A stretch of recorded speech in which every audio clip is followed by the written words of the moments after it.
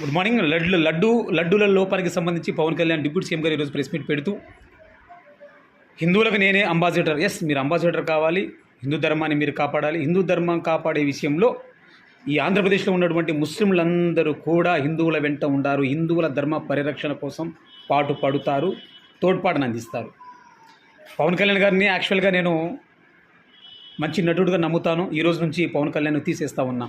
నా ఇష్టమైన హీరోల లిస్టులోంచి ఒకడే పవన్ కళ్యాణ్, అతన్ని తీసేస్తూ ఉంటా.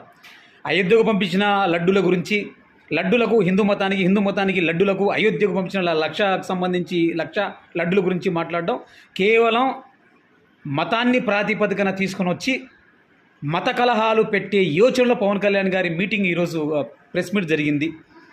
ఇది పూర్తి స్థాయి ఖండించదగిన విషయం.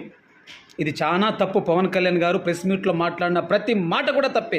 హిందూ అన్న మాట తప్ప.